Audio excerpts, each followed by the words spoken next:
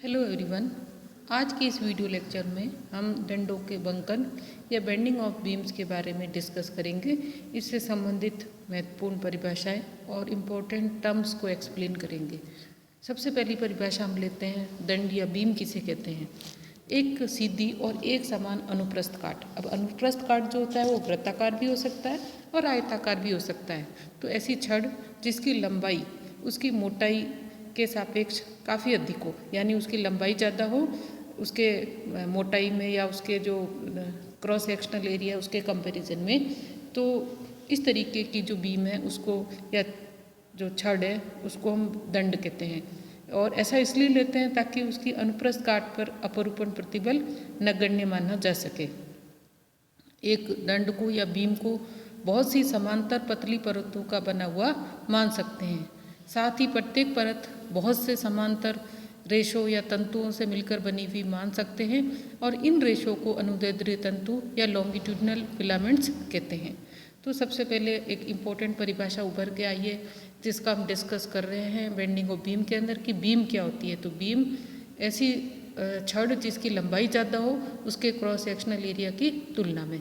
तो इस तरीके की छड़ को हम दंड या बीम कहते हैं। अब इस दंड और बीम में कुछ इम्पोर्टेंट परिभाषाएं हैं। तो सबसे पहले हम लेते हैं कि इस दंड में या बीम में उदासीन तल क्या होता है। और इस उदासीन तल को इस डायग्राम में EFGH से दिखाया गया है। तो उदासीन तल या न्यूट्रल प्लेन जब किसी दंड को क्षैतिज लेकर हॉरिजेंटल लेकर उसको एक सिरे को कस दिया जाता है और दूसरे सिरे पर भार लगाया जाता है तो वो एक वृत्त के चाप के रूप में झुक जाती है। तो जो दंड जो है उसके ऊपरी भाग के तंतु खींचे जाते हैं और उसमें तनाव आ जाता है और नीचे की ओर से तंतु संपीड़ित हो जाते हैं और उनकी लंबाई कम हो जाती है। तो ये दो संकुचित और विस्तारित जो भाग होते हैं उसके बीच में एक ऐसा पृष्ठ होता है या एक ऐसी परत होती है जिसकी तंतुओं की लंबाई ना तो घटती है और ना ही बढ़ती है, वैसी ही रहती है। इस पृष्ठ को उदासीन पृष्ठ या उदासीन तल कहते हैं। यानी ये जो बीम दिखाई गई डायग्राम में, तो जो EFGH प्लेन है उसके ऊपर वाले जो परतें हैं उनकी लंबाई नीचे वालों की घटेगी, लेकिन EFGH जो परत है उसकी लंबाई वही रहेगी। तो ये जो परत है वो उदासीन तल या न्यूट्रल प्लेन कहलाएगी। दूसरा हम लेते हैं बंकन तल या प्लेन ऑफ बेंडिंग। तो बंकन तल जो है डायग्राम में देखें तो वो ABCD से दिखाया गया है, यानी जिस तल में दंड मुड़ता है वह बंकन तल कहलाता है और ये उदासीन तल के लंबवत होता है। तीसरी परिभाषा लेते हैं उदासीन अक्ष या न्यूट्रल एक्सेस। तो अभी तक हमने एक तो उदासीन तल देखा है और एक बंकन तल देखा है, न्यूट्रल प्लेन और प्लेन ऑफ बेंडिंग। तो ये दोनों प्लेन आपस में जहाँ काटते हैं वो उस जो लाइन ऑफ इंटरसेक्शन है उसको ही हम न्यूट्रल एक्सिस कहते हैं और ये डायग्राम में NN' से दिखाई गई है। अब लेते हैं सेंटर ऑफ कर्वेचर या वक्रता केंद्र। ये सेंटर ऑफ कर्वेचर या वक्रता केंद्र उस वृत्त का केंद्र होता है जिसका उदासीन अक्ष NN' एक भाग होता है। यानी अगर NN' जो है एक चाप के रूप में हो और इसको एक सेंटर लेकर के वहाँ से इसको वृत्त के रूप में विस्तारित किया जाए तो वो सेंटर जो होता है वो वक्रता केंद्र कहलाता है। यानी ये NN' उस वक्र का एक पार्ट है और वो जो केंद्र है वो वक्रता केंद्र कहलाएगा। अगली परिभाषा है बंकन अक्ष या बेंडिंग एक्सेस। ये क्या होती है? विभिन्न अनुदैर्ध्य तंतुओं के वक्रता केंद्र बंकन तल के लंबवत एक रेखा पर होते हैं और ये रेखा जो है वो एक्सेस ऑफ बेंडिंग कहलाती है। अगली परिभाषा है बंकन आघूर्ण। किसी दंड पर बल युग्म लगाने से उसके तंतुओं की लंबाई में वृद्धि होती है या संकुचन होता है। उदासीन पृष्ठ से उत्तल पृष्ठ की ओर स्थित परतों की लंबाई बढ़ जाती है और अवतल पृष्ठ की ओर स्थित परतों की लंबाई घट जाती है। परतों की लंबाई में वृद्धि या संकुचन परत की उदासीन अक्ष से दूरी के समानुपाती होगा। यानी उदासीन अक्ष या जो न्यूट्रल एक्सेस है उससे जो जितनी ज़्यादा दूर परत होगी या जो एक्सेस होगी उसकी लंबाई में उतनी ही वृद्धि या उतना ही संकुचन होगा। तो दंड की प्रत्यास्थता के कारण उदासीन अक्ष से ऊपर और नीचे तलों पर एक प्रतिक्रियात्मक आंतरिक बल युग्म कार्य करेगा जो संतुलित अवस्था में बाहरी बल युग्म के समान और विपरीत होगा। उदासीन अक्ष के सापेक्ष इस आंतरिक बल युग्म के आघूर्ण को बंकन आघूर्ण कहते हैं। तो अब तक के हमने ये डिस्कस किया कि बीम क्या है और उसमें न्यूट्रल एक्सिस क्या है। न्यूट्रल एक्सिस के साथ साथ बेंडिंग मोमेंट हम कैलकुलेट करेंगे। तो अब हम एक्सप्रेशन डिराइव करते हैं बेंडिंग मोमेंट के लिए। एक दंड की लंबाई के लंबवत दो तलों ए डैश और बी डैश के मध्य दंड के अल्पांश की कल्पना करते हैं। यहाँ पी क्यू दंड की उदासीन अक्ष न्यूट्रल एक्सिस जो है वो एन डैश पर बिंदु है, जहाँ ए डैश और बी डैश तल उदासीन अक्ष को काटते हैं। डायग्राम में हम देख सकते हैं कि एन डैश तो न्यूट्रल एक्सिस है और इसको काटने वाले जो प्लेन है वो है ए डैश और बी डैश। और पी क्यू से जेड दूरी पर एक जो न्यूट्रल एक्सिस है उसके पैरेलल एक अक्ष जो है लेते हैं और ये ए डैश और बी डैश को पी डैश और क्यू डैश पॉइंट्स पर काट रही है। तो बल आघूर्ण लगाने से पूर्व छड़ की स्थिति हम डायग्राम में देख रहे हैं। तो इसमें जो बल आघूर्ण लगाने से पहले पी क्यू की लंबाई पी डैश क्यू डैश के बराबर है।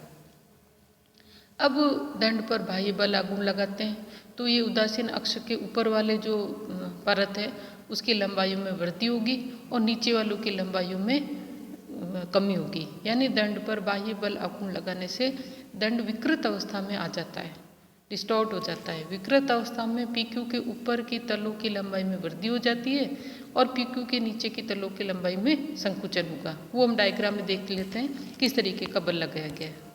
अब यहाँ पे हम मान लेते हैं कि चाप पी क्यू जो है उसकी वक्रता त्रिज्या आर है, इसका वक्रता केंद्र ओ है और पी क्यू द्वारा ओ पर बनाया गया कोण थीटा है। इसलिए फिगर से P Q is equal to R theta equation number 1 है। अब बल आघूर्ण के पश्चात छड़ की जो विकृत स्थिति है उसमें पी डैश क्यू डैश की लंबाई बढ़ गई है।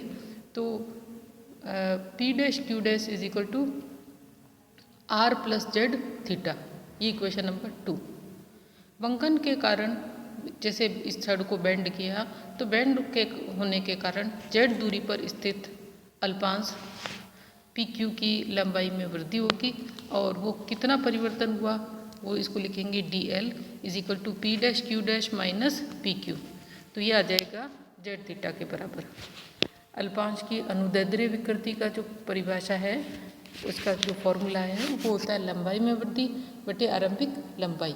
तो लंबाई में वृद्धि हुई है डी एल और आरंभिक लंबाई थी इस फिलामेंट की वो या इस तंतु की वो थी पी क्यू और वो थी जेड थीटा आर थीटा के बराबर। तो थीटा कैंसिल हो जाएगा और जेड अपॉन आर। यदि दंड के पदार्थ का यंग प्रत्यास्थता गुणांक वाई हो तो वाई इज इक्वल टू तनन प्रतिबल बटे विकृति, जिसे तनन प्रतिबल is equal to Y into विकृति। So Y into Z upon R. अब माना कि पी क्यू आर एस दंड के एक अनुप्रस्थ परिच्छेद को दिखाता है जो इसकी लंबाई और बंकन तल के लंबवत है। तो स्पष्टतः इन तंतुओं पर कार्य करने वाले बल भी इस परिच्छेद के लंबवत होंगे। मान लीजिए कि इसमें पी क्यू तो ले लेते हैं बी और Q R is equal to D. तो उदासीन पृष्ठ से जेड दूरी पर स्थित क्षेत्रफल अल्पांश अगर हम डेल्टा ए लेते हैं तो इस क्षेत्रफल अल्पांश पर कार्य करने वाला प्रतिक्रिया बल वो होगा तनन प्रतिबल इंटू क्षेत्रफल। तो Y Z R Z upon R multiply by delta A, this is the equation number 5। अब उदासीन अक्ष के सापेक्ष इस बल का आघूर्ण, तो बल आघूर्ण इज इक्वल टू बल इंटू आघूर्ण भुजा। So Y Z divided by R multiplied by delta A multiplied by Z. ये तो सिर्फ हम उस डेल्टा ए स्मॉल एरिया के कारण बल आघूर्ण लिया और पी क्यू आर पर लगने वाले संपूर्ण बलों का आघूर्ण, तो इसको समेशन कर लेंगे और ये इक्वेशन नंबर होगी 7।